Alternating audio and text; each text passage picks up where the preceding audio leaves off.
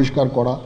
আমরা অত্যন্ত আনন্দিত যে তারা এই ভালো কাজগুলো চালিয়ে যাচ্ছে।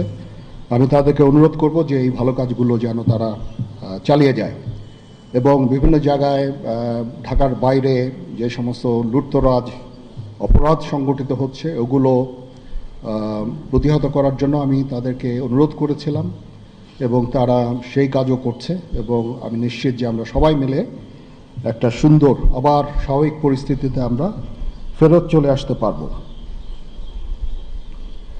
আপনারা জানেন যে আমরা কেয়ারটেকার গভর্নমেন্টের প্রধান ডক্টর ইউনূসকে আমরা নির্বাচন করেছি অনেক আলোচনা করে। আমরা নিজেদের মধ্যে অনেক আলোচনা করেছি এবং সমস্ত রাজনৈতিক নেতৃবৃন্দের সাথে, স্টুডেন্ট কোঅর্ডিনেটরদের সাথে আলোচনা করেছি। আমার সাথে নেভি চিফ এবং এয়ার চিফ ওনারাও ছিলেন এবং মহামান্য রাষ্ট্রপতির সাথে আমরা আলোচনা করেছি এবং আলোচনা করে আমরা সর্বসম্মতভাবে সম্মত হয়েছি এবং ওনার কাছে প্রস্তাব দিয়েছি চিফ অ্যাডভাইজার ডক্টর ইউনূসকে করার জন্য এবং উনি এখন আমাদের চিফ অ্যাডভাইজার। কালকে আসবেন, কালকে হয়তো দুপুরে উনি এসে পৌঁছাবেন, আমি ওনাকে রিসিভ করতে যাব। আমরা ওনাকে সর্বতোভাবে সহায়তা করব। আমি army chief, navy chief, air chief এবং আমি নিশ্চিত যে উনি সমস্ত রাজনৈতিক দল এবং সবার কাছ থেকে সাহায্য সহযোগিতা পাবেন। স্টুডেন্ট ফোরাম, স্টুডেন্টস এবং আমরা সবাই মিলে ওনাকে সাহায্য করব এবং আমি নিশ্চিত যে তাহলে উনি অত্যন্ত সফলভাবে ওনার এই কাজ সমাধা করতে সক্ষম হবেন। অনেক ধরনের গুজব চলছে, আমি জনগণকে আহ্বান করব এ ধরনের গুজবে যেন কান না দেয়। আমরা একটা চমৎকার পরিবেশে সুন্দরভাবে সবাই মিলে আমরা কাজ করে যাচ্ছি। আমার সেনাবাহিনী নিয়ে বিভিন্ন সেনানিবাসের মধ্যে বিভিন্ন কিছু হচ্ছে ইত্যাদি সমস্ত গুজব রটনা করা হচ্ছে, এগুলোতে আপনারা কান দিবেন না এবং আপনারা এই ধরনের গুজব ছড়াতেও দয়া করে সাহায্য করবেন না। আমি জানি সবাই এটা ইচ্ছা করে করেন না, হয়তো আউট অফ প্যানিক আপনারা এটা করেন। এই জিনিসটা থেকে নিবৃত্ত থাকলে এটা ভালো হবে এবং আরেকজনকে কোনো নিশ্চিত না হয়ে কাউকে এ ধরনের কোনো খবর সংবাদ আপনারা দেওয়া থেকে বিরত থাকবেন, তাহলে এটা আমাদেরকে সাহায্য করবে। পুলিশের পুনর্গঠনের কাজ চলছে, এখন পুলিশ প্রধান একজন নিয়োগ দেওয়া হয়েছে। আমি নিশ্চিত যে পুলিশের মনোবল আবার ফেরত আসবে এবং পুলিশ একটা প্রফেশনাল ফোর্স হিসাবে ভালোভাবে তাদের দায়িত্ব পালন করতে সক্ষম হবে। সর্বশেষে আমি আপনাদের নিশ্চিত করতে চাচ্ছি যে সেনাবাহিনী, নৌবাহিনী, বিমান বাহিনী সর্বদা জনগণের সাথে আছে এবং থাকবে এবং আমরা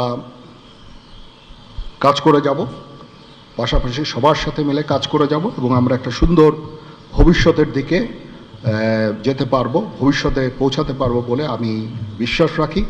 আপনারা আমাদের সবাইকে সাহায্য সহযোগিতা করবেন, আপনাদের সাহায্য নিয়ে ইনশাল্লাহ আমরা এটা করতে পারবো। আপনারা মিডিয়া অলরেডি অত্যন্ত দায়িত্বপূর্ণভাবে আপনাদের সংবাদ পরিবেশন করছেন, আমি আবার আপনাদের কাছে এই জন্য কৃতজ্ঞতা জানাচ্ছি এবং ইনশাল্লাহ আমরা সবাই মিলে দেশকে একটা সুন্দর একটা পরিবেশ আমরা সৃষ্টি করতে পারবো এই দেশে এবং আমরা সবাই ভালো থাকবো ইনশাআল্লাহ। এখন আপনাদের যদি কোনো কোয়ারিজ থাকে, কোনো প্রশ্ন থাকে আমাকে করতে পারেন। আমি যদি আমার জানা থাকে আমি অবশ্যই এটার উত্তর দিব। কালকে আমরা শপথ গ্রহণের জন্য যথাসাধ্য চেষ্টা করছি।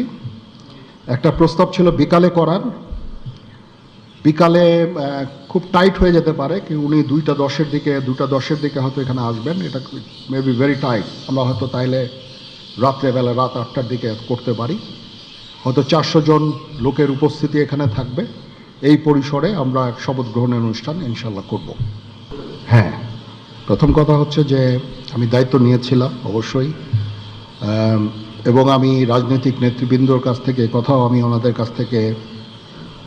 ওনাদেরকে আমি বলেছিলাম যে আপনারা আমাকে সাহায্য করেন, যে মুহূর্তে এই ট্রানজিশনটা হবে এ ধরনের সমস্যার সৃষ্টি হতে পারে এবং ওনারাও আমাকে বলেছিলেন যে ওনাদের যতদূর সম্ভব সাহায্য করবেন। তারপরেও কিছু কিছু ঘটনা ঘটেছে, এটা ঘটার পিছনে তো কিছু কারণও আছে এবং আমরা ইনিশিয়ালি হয়তো কিছু এরকম ঘটনা ঘটেছে, বাট তারপরে এখন পরিস্থিতি কিন্তু অনেক শান্ত হয়ে আসছে। আমরা আমাদের যত স্ট্রেংথ আছে, পুলিশ কিন্তু নন এক্সিস্টিং, পুলিশ কোনো ডিউটিতে নাই। পুলিশের একটা বড় ফোর্স, এটার যে ভয়েড যেটা সৃষ্টি হয়েছে এই ভয়েডটা সেনাবাহিনীর স্ট্রেংথ দিয়ে এটা পুরা করা সম্ভব না। আর তারপরেও আমরা যথাসাধ্য চেষ্টা করে যাচ্ছি এবং হাজার হাজার লোককে আমরা কিন্তু এই সমস্ত সমস্যা থেকে আমরা উদ্ধার করেছি। বহু পুলিশ, আমার জানা মতে বহু পুলিশ, অনেক থানা, তারপরে সরকারি কর্মকর্তা কর্মচারীদের রেস্কিউ করা, এই সমস্ত কাজগুলো আমরা করেছি। আমরা সমস্ত ইম্পর্টেন্ট জায়গা যেমন বিমানবন্দর, ডিপ্লোম্যাটিক এরিয়া, সেক্রেটারিয়েট, জাজেসদের অ্যাকোমোডেশন, তারপরে সেক্রেটারিদের অ্যাকোমোডেশন, এই সমস্ত গুরুত্বপূর্ণ জায়গাগুলি আমরা প্রোটেক্ট করছি এবং বিভিন্ন জায়গায় পেট্রোলিং করা হচ্ছে। তারপরেও একটা ইনিশিয়ালি দু একদিন এটা হয়েছে, সেই জন্য আমি অত্যন্ত দুঃখিত এবং বিব্রত। যাই হোক, এটা আমার যে স্ট্রেংথ যা ছিল এটা নেভি এয়ারফোর্সও তারা তাদের মতো করে করেছে। আমরা যথাসাধ্য চেষ্টা করেছি, তারপরেও কিছু হয়ে গেছে। এটা আমার জাস্ট সিম্পলি আমাদের এনাফ স্ট্রেংথ ছিল না। বাট আমি নিশ্চিত যখন পুলিশ পুনর্গঠন হয়ে যাবে, তারা যখন আবার কাজে নেমে যাবে, তখন এই ভয়েডটা খুব সহজেই আমরা পূরণ করতে পারবো। পুলিশের একটা বিরাট সংখ্যক ফোর্স, পুলিশ ইজ একটা বড় ফোর্স। তো এই ফোর্স যদি নিষ্ক্রিয় হয়ে যায়, সেটার ভয়েড পূরণ করা সেনাবাহিনী, বিমান বাহিনী, নৌবাহিনী সবার পক্ষে সম্ভব না। আমরা এটার জন্য ডিজাইনডও না।